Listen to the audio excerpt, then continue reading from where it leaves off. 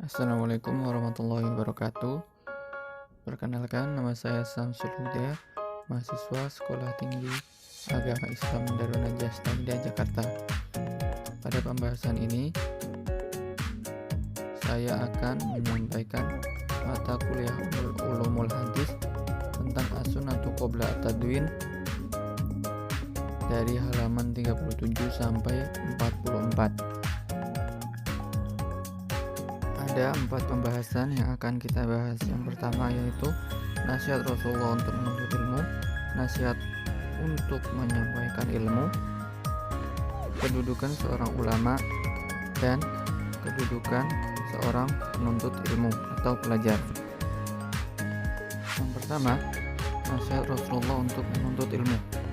Rasulullah menjelaskan mengenai kedudukan ilmu dan menganjurkannya untuk mencarinya. Rasulullah bersabda, barang siapa dikehendaki Allah mendapat kebaikan, maka akan dipahamkan ia dalam masalah agama. Dalam hadis lain, Rasulullah SAW bersabda, satu orang fakih lebih keras bagi setan daripada 1000 ahli ibadah. Dan bahwasanya hukum menuntut ilmu adalah wajib. Rasulullah SAW bersabda, menuntut ilmu wajib bagi setiap muslim. Hadis riwayat Ibnu Majah.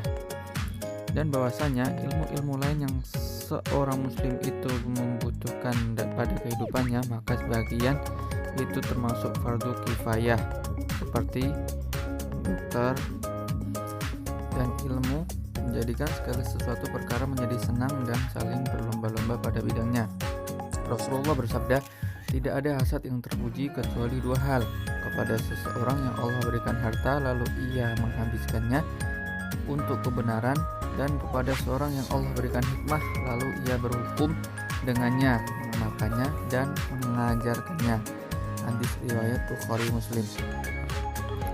Rasulullah beliau menyuruh memahami perkara agama, dan beliau menyuruh mereka untuk bertanya apa yang mereka tidak ketahui, dan Rasulullah melarang untuk berfatwa tanpa menggunakan ilmu. Rasulullah bersabda, mereka membunuhnya, mereka dibunuh oleh Allah. Bukankah obat kebodohan adalah bertanya? Hadis riwayat Abu Dawud.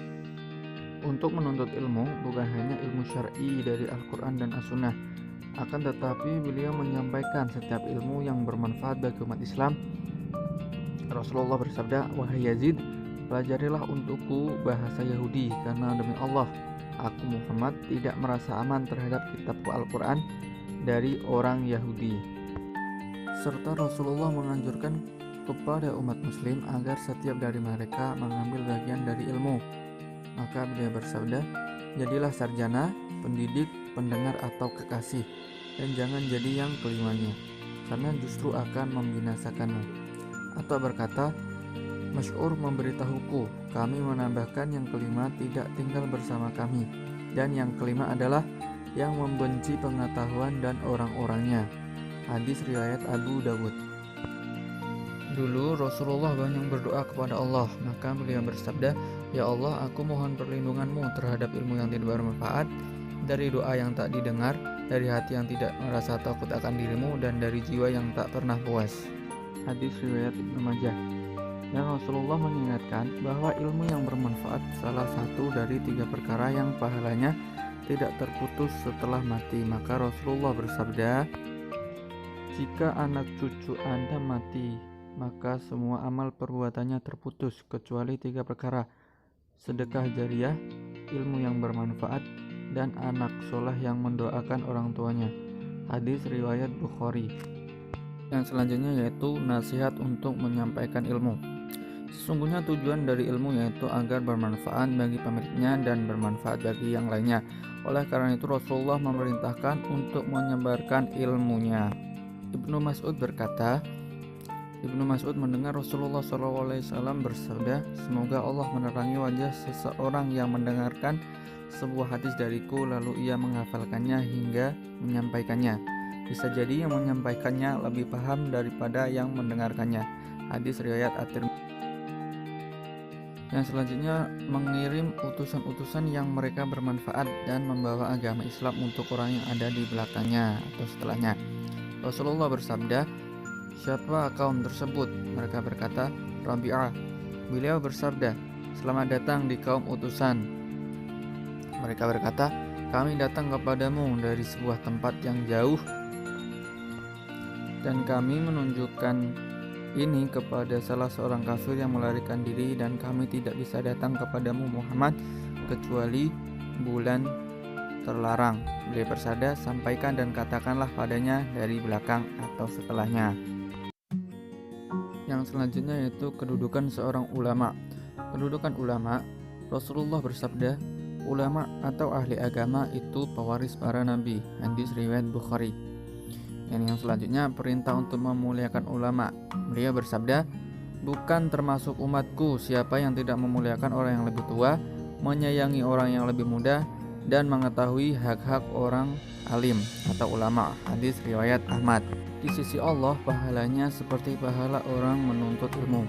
Rasulullah bersabda, "Pelajar dan pendidik adalah mitra yang dibayar."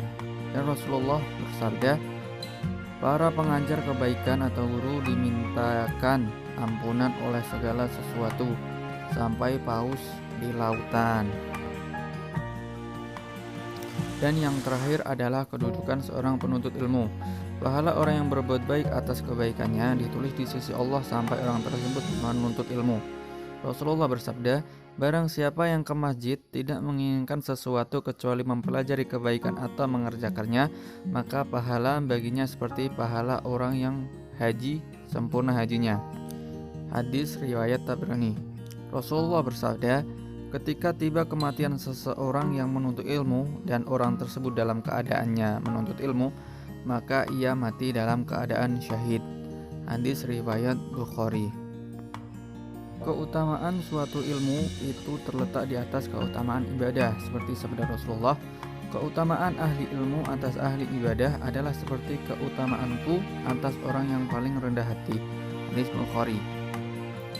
Dan bahwasanya menuntut ilmu suatu jalan menuju surga. Rasulullah bersabda, "Barang siapa berjalan pada jalan yang dihiasi dengan ilmu, maka Allah akan mempermudah jalan orang tersebut menuju surga." Hadis riwayat Muslim, Abu Dawud, At-Tirmizi, dan Ibnu Majah. Dan bahwasanya penuntut ilmu dicintai oleh malaikat. Sahabat Sofwan Ibnu Umal berkata, "Ya Rasulullah, sesungguhnya saya datang untuk mencari ilmu." Beliau Rasulullah bersabda, "Selamat datang wahai pencari ilmu, sesungguhnya orang yang mencari ilmu itu berhak mendapat hak malaikat melalui sayapnya, sebagian mereka menaiki yang lain, sampai mereka menuju ke langit dunia karena cintanya mereka terhadap apa yang mereka cari." Hadis riwayat Tabrani. Mungkin cukup sekian apa yang dapat saya sampaikan pada pembahasan materi ini. Apabila ada kesalahan dan kekeliruan, saya mohon maaf. Dan apabila ada kritik dan saran, bisa berkomentar di kolom komentar. Syukron. Wassalamualaikum warahmatullahi wabarakatuh.